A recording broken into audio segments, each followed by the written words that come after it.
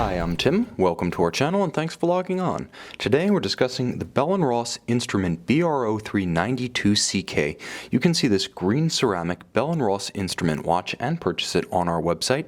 Subscribe to our YouTube channel if you enjoy these videos, and please click on the card in the upper right hand corner of the screen at any time to see our full listing for this watch with additional accessories included, high resolution images, and naturally complete pricing details.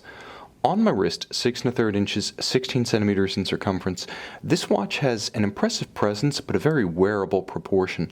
Now, the presence comes from the all-green aesthetic, a combination of greens from the very bright to the very muted. This watch is a no-holds-barred military tribute timepiece.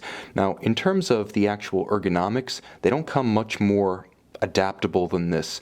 A perfectly rectangular case, 42 millimeters across, with a very reasonable 11.5 millimeter thickness. This is an easy watch to wear on a smaller wrist like mine, and I would say even down to about 13.5 centimeters in circumference, you're going to be able to wear this perfectly rectangular watch with its minimalist lugs quite easily with a good sense of proportion and security.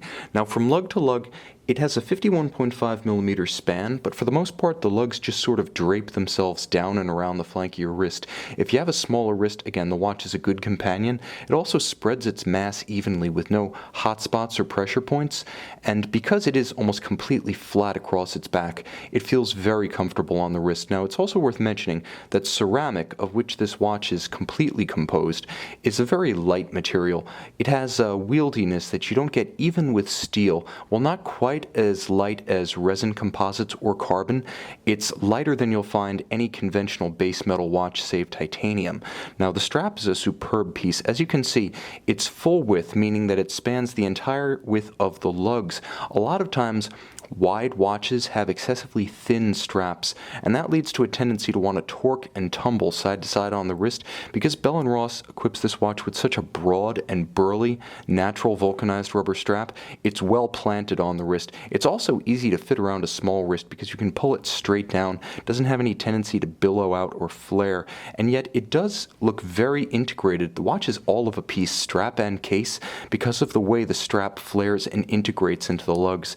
Now, it also has beautiful character lines molded in, and it's very substantial. So while very soft, it's also meaty and sturdy. And you can see that on the underside, it has very smart relief channels molded into it. Not only does this thin the material out enough to make it more flexible, but it also allows moisture, heat, sweat, and grit to escape the wrist on a hot day.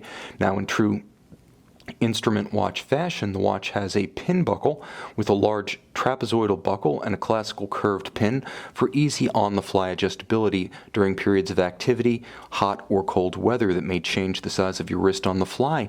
Now, the watch harks back to the original 2005 instrument watch that Bell & Ross debuted in Basel that year. The company goes back to 1992. Originally founded in Paris and having its watches contract built by Sin-Uren in Germany, in 2005, Bell & Ross completely reinvented itself with the instrument series, essentially taking the look of an analog instrument from a 20th century aircraft flight deck and transposing it into a wristwatch format. It really broke up the orthodoxy in the tool or utility watch category, which up to that point had come from two schools of thought: the Blancpain Rolex school, founded in the early 50s, and the Panerai school, founded in the 1930s. The Bell & Ross was a complete departure and a breath of fresh air, pun intended. Now, the watch features a green ceramic case in this case, but you can see that it's beautifully matte finished with facets and the same nuances that you get on a Bell & Ross steel case. The key difference being that you can easily handle this one with the expectation that the finish will last as long as you own the watch. That is to say, ceramic is nearly as scratch resistant as sapphire, and just as a sapphire crystal will remain unmarred when not abused through the decades, so will ceramic. Now, it's also important to note that because the ceramic is quite light, this is a good match for a sports watch application, and if it does get nicked or chipped, ceramic being homogeneous all the way through isn't like PVD, so if it does get scratched or chipped, there's just more green ceramic underneath. You don't get metal glaring out at you. The dial is fully loomed, hands, indices, and Arabic numerals, and it includes a discrete date window at 4:30 for those times when you want the date, blends in for those times when you don't. Although an aviation-inspired timepiece, it does have 100-meter water resistance. It's equipped with an ultra-thin ETA 2892A2 based caliber that's automatic winding, features a quick set function for the date, hacking seconds, so when you pull the crown out, you do stop the balance, allowing synchronization.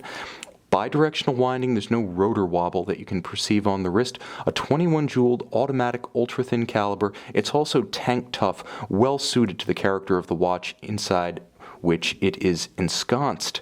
Now you can see this watch and purchase it on our website. This is the Bell & Ross instrument BR03-92CK in green ceramic.